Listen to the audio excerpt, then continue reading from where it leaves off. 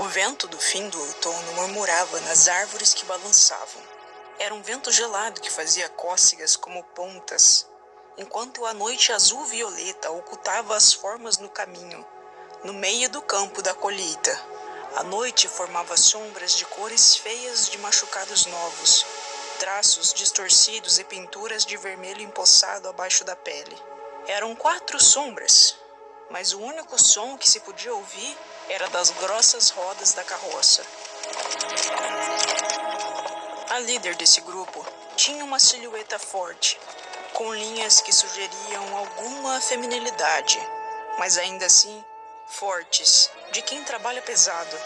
Atrás dela, uma sombra mais rápida e esguia, agitada, que velozmente carregava suas perninhas curtas para acompanhar o passo dos pôneis maiores. Um laço balançava em sua cabeça, e mais atrás, um grosso e enorme pônei puxava a carroça. Esse, como a primeira, tinha uma forma que compreendia o trabalho duro. Ele facilmente puxava aquele carrinho que agora murmurava e grunhia. Também havia uma sombra de pônei anciã, um corpo frágil e trêmulo perante o vento frígido da noite profunda, que apesar de tudo estava quieta, apesar dos murmúrios do carrinho. Ela está acordando. Perfeita. Conseguem sentir a mudança? Era uma voz murcha de idade, engrossada como pele queimada no sol, mas cheia de conhecimento. O tom da mais velha e enrugada em questão indagava os mais jovens sobre o rito e a ação que estavam prestes a tomar. Sabendo que seus dias seriam cada vez mais minguados, ela precisava passar os costumes antes que o fim batesse à sua porta. Todos balançaram a cabeça em confirmação. Essa noite estava muito atípica. Parecia que as barreiras entre os mundos estavam afiladas. O ar ao redor se tornando gelatinoso, como se eles estivessem sendo o recheio de uma torta ou presos dentro de uma jarra. O grupo se apressou. O tempo escorria e eles tinham muito o que fazer antes que a lua chegasse na posição apropriada. Quando a carroça chegou ao centro do campo, o grupo parou. O garanhão se soltou do arreio e arrastou o saco de estopa pela madeira manchada de vermelho. O garanhão ansiosamente soltou aquilo no solo cansado, e um suave murmúrio ecoou com o impacto. A líder se aproxima da carroça e ajuda a pônei mais velha a ficar sobre aquele saco de estopa. As palavras eram estrangeiras e repletas de poder que não era desse mundo. Um arrepio atravessa o grupo e a lua acima se torna envolta, como se uma cortina de veludo cobrisse o céu noturno, deixando o grupo na escuridão, semelhante a uma tinta de polvo misturada ao mar salgado. O ar entre eles estava grosso, parecia semi-congelado. Agora as velas. A menorzinha, com um laço tremendo estranhamente, pega a menor sacola que ainda jazia na carruagem e faz um círculo de velas ao redor do saco de estopa, que ainda se debatia. As velas eram amarelas e manchadas de alguma substância. O garanhão a segue de perto acendendo as velas. As chamas dançavam sobre elas, brilhando com uma cor de doença, e tinham o aroma do que se esconde no lodo do pântano, esquecido e decomposto, cheio de ar pesado. As chamas adoecidas emitiam luz tremulante sobre o grupo, enquanto esses circulavam no centro.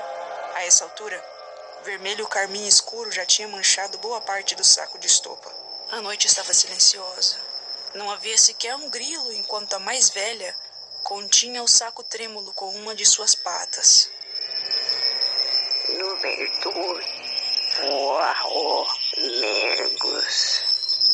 Com o olhar, ela convidou os outros a se juntarem ao cântico, o que deve ser feito para aumentar a força do rito. A tradição foi passada a gerações, desde o início dos tempos, quando forças esquecidas, que cobravam um preço, controlavam o mundo, e suas vozes comungam, tornando-se uma só prece aos deuses antigos.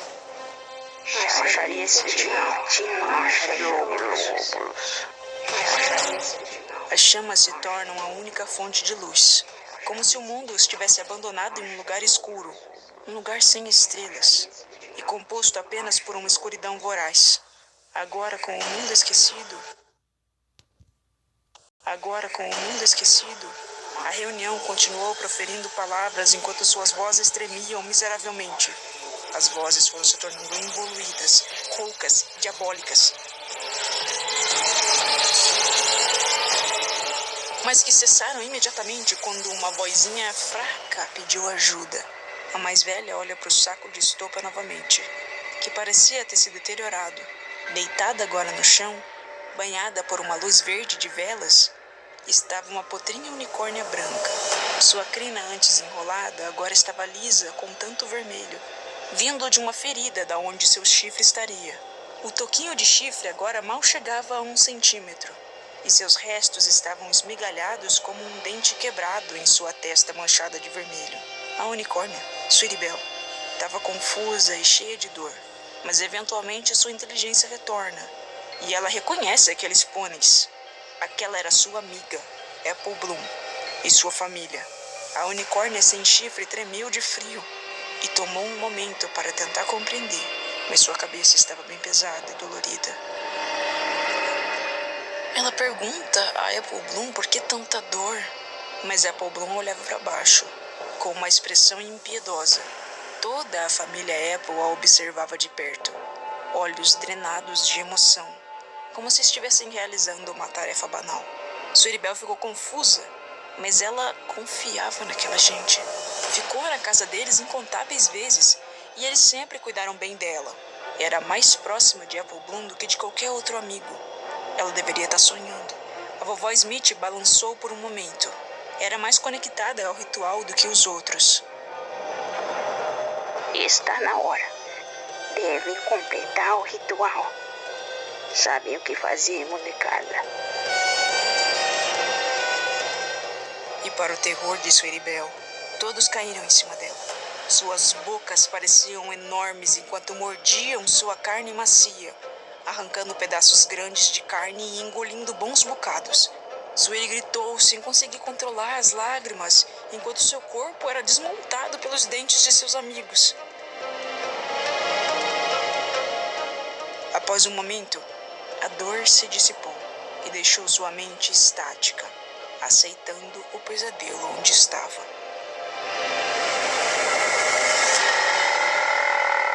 E do redor veio um grito gutural, o som de outro mundo. Até vovó Smith se tremeu de terror.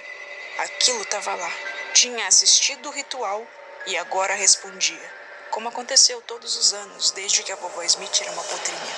Não mordam tão fundo. Se acabar muito rápido, não será bom para nós. A família se afastou de Sweetbelle. Ela virou o rosto suavemente e sorriu para sua amiga. Era um sorriso de amizade, de encerramento e aceitação. Ela estava bem longe de coerência agora e apenas reagiu instintivamente.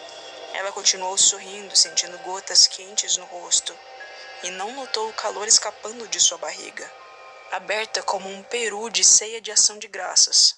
Ó grande ser, pedimos por mais um ano de prosperidade, por umas frutas graúdas e comida para nossos buchos, como fizemos hoje à noite. Em vossa honra, deixamos essa nossa oferenda. Por favor, atenda a nossa prece. Um monstruoso uivo apagou as velas, e de repente os Apples estavam em pé abaixo do brilho da lua da colheita em seu gramado novamente. Sweetbelle se foi, e a única lembrança eram as velas extintas soltando fumaça. Eles olharam e balançaram as cabeças, concordando silenciosamente em nunca falar sobre o que aconteceu até a próxima colheita no ano seguinte. Seus pelos não estavam manchados, mas suas barriguinhas estavam inchadas e penduradas, cheias. O mundo parecia normal de novo. A família ajuda Big Macintosh a colocar os arreios novamente e voltam para casa, sabendo agora que encheriam seus bolsos com o dinheiro das suculentas maçãs do pomar.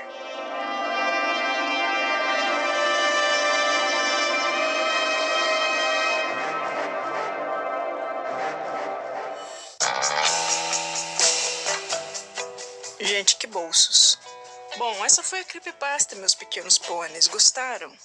Eu tava adorando, até que eu percebi que é bem parecida com o conceito da minha história. Daí eu me senti pessoalmente atacado. Nossa, como ele é criativo. Não, brincadeira. Eu sei que a minha história não é a coisa mais criativa do mundo, até porque é um mashup de duas coisas que eu gosto. Falando nisso, muita gente não sabe que eu tenho duas histórias autorais aqui no canal. A da Miko the Killer e a Couro de Pônei. Vamos lá dar uma olhada. Logo vai sair a parte 3 da Couro de Pônei, viu? Mas, voltando a falar sobre a creepypasta, é uma ideia bem clássica, né? Eu amo terror folk como O Homem de Palha, Midsommar e O Senhor do Caos. Ele sempre tem um rolê desse, né? Que é um conceito meio primitivo. Pessoas que vivem da terra têm que devolver algo à terra, como magia, ou oferecer algo para entidades superiores a fim de ter uma boa colheita. Porque o agro é pop. Eu achei a escrita um pouco demasiadamente rebuscada, muitas figuras de linguagem, você acaba se perdendo um pouco do que está sendo dito, sabe? Muitas vezes eu me senti preso na leitura porque eu não conseguia entender qual era o ponto das frases. Mas eu acho que eu consegui dar uma boa resumida, mesmo a história sendo bastante curta. Mas isso vai muito de estilo, né? Às vezes uma descrição precisa, com detalhes mais pontuais, é mais interessante para manter o fluxo do texto, mesmo que seja extremamente poético, comparar a lua com o véu do não sei o que e eu estar preso dentro de uma torta. Eu fiquei muito triste quando eu percebi que era a Sweetie Belle, mano. Eu fiquei, não! Porque eu esperava muito que fosse uma pônei foda-se, sabe? Tipo, sei lá, twist. Até a Diamond Tiara, que já tava fudida na creepypasta passada. Mas não, eles escolheram a nossa diva robótica. Que tristeza. A Sweetie Belle é a minha favorita das Crusades agora. Mas essa foi a creepypasta, eu espero que vocês tenham gostado. Os vídeos estão saindo um pouquinho mais curtos, mas é porque eu tô preparando vários projetos grandes. Inclusive a parte 2 de Twilight's Dollhouse. Vem aí, meu povo.